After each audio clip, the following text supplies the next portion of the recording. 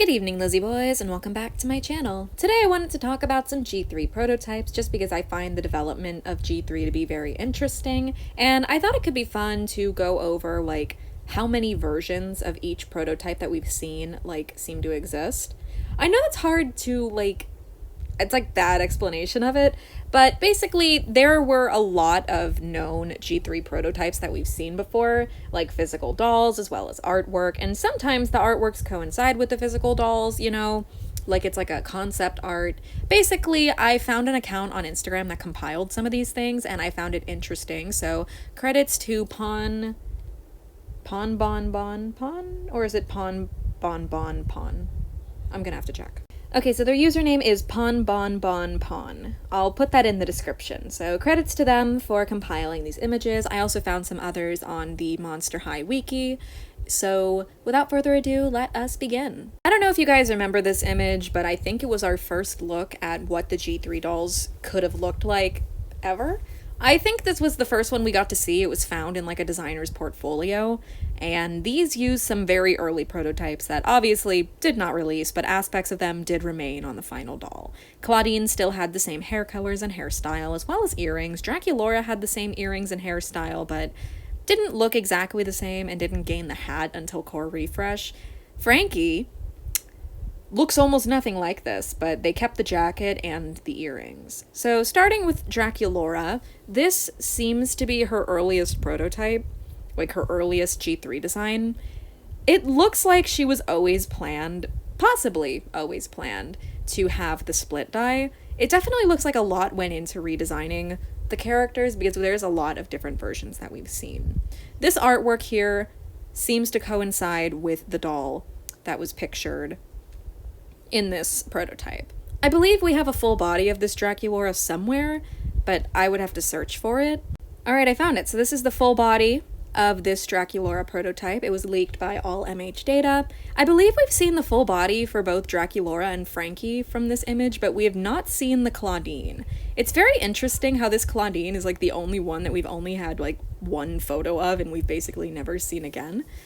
To be fair though, she's kind of ugly. It's not like anyone's begging to see her. But yeah, that's our first Draculaura prototype. Then we have this one, who was used for the Polaroid pictures in Claudine's bedroom playset. And also, I believe we got the first look at her face from those mood boards for the Monster High live-action movie. So we've seen this one a few times, actually. It really looks like they were intent on using this face sculpt for a while, because there are two different dolls here. And one of the dolls is basically the same as this one, but with the different updated face sculpt. Like, the outfit is exactly the same, and so is the body. It just looks like they changed the face sculpt a few times. To be honest, I don't know if I would have liked this face sculpt. I think her eyes are a little too far apart. Something about her just looks uncanny in comparison to this one. This is probably one of my favorite G3 prototypes. She's actually super cute, and if she ever surfaced online, I would definitely want to buy her. She's pretty. I like her a lot. Our final G3 prototype are the Coffin Bean stock photo dolls, as I call them, because they were also used for these like inbox photos that were floating around for a while, but the dolls had to be censored or they would be taken down, so we didn't get to see the dolls in these photos. I remember when the Cleo photo leaked, though. That one got my YouTube channel a copyright strike. But we also have the artwork here done by artist Anna Kadish, I think her username is. There's going to be a couple artworks by Anna Kadish in this video, and I'll call attention to them when they are in the video, just because her artwork was traced over for the original G3 box arts, which sucks. I think, like, I've heard that that's what happened. I don't want to, like, spread any unsubstantiated claims, so I'm just going to say allegedly.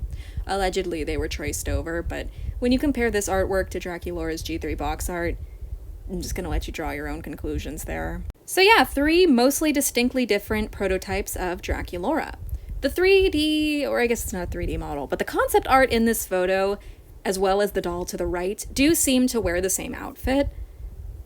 Somewhat. It seems to be a combination of both of the outfits, because she's got a more bright pink, similar to the doll on the right, and she also has more pink to her shoes like the doll on the right, but she has the hat like the doll on the left, as well as the black mesh sleeves that the doll on the left has rather than the doll's pink sleeves on the right. Basically, it looks like Draculaura got progressively less goth and more pink as the design process went on. Frankie has a pretty interesting design evolution as well. Originally, they were going to be gray and seemed to focus more on blue, green, and like black and white for their color scheme, rather than the final doll that would feature a lot more blue and pink.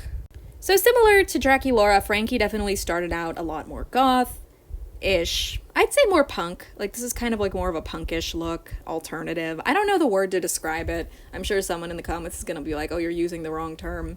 I don't care. I don't care. This is probably one of my favorite Frankie prototypes. I don't know why, I just really like this design. I think they're a lot of fun. I like the oversized shirt, and I like the shorts underneath. Like, it's like a shirt dress, you know? It's cute. I like their belt.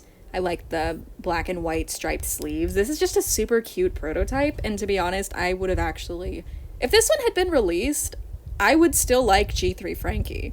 I was never a fan of the side shave, though, so I'm really glad that their basic doll ended up not having a side shave, but I digress. This is another pretty well-known Frankie prototype. It seems to use the same artwork as the prior prototype, but with just updated colors. This seems to be when blue was reworked to be Frankie's sort of main color, as well as the color of their skin. Because originally Frankie was going to be gray, and you can actually see the prototype on the right is using a gray body, but with a blue head. So, not sure what that means. I think that they may have just not painted the body yet, but they had the clothes, so they're like, okay, here's what Frankie looks like in this outfit, with the jacket.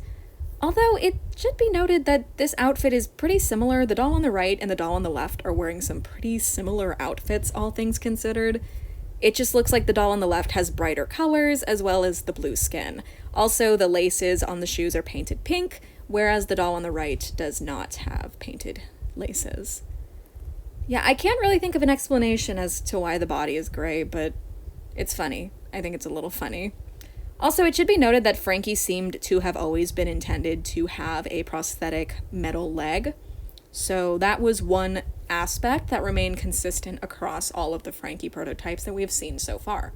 There could be earlier ones from earlier in G3's development where maybe Frankie did not have a prosthetic, but we currently do not know. These are the only ones that we've seen. And our final prototype comes from a artwork by artist Oliver Kay, who I believe is a designer at Mattel. I think he is. He designed, like, the twins as well as G3 Toralei, so I like him. I like that guy.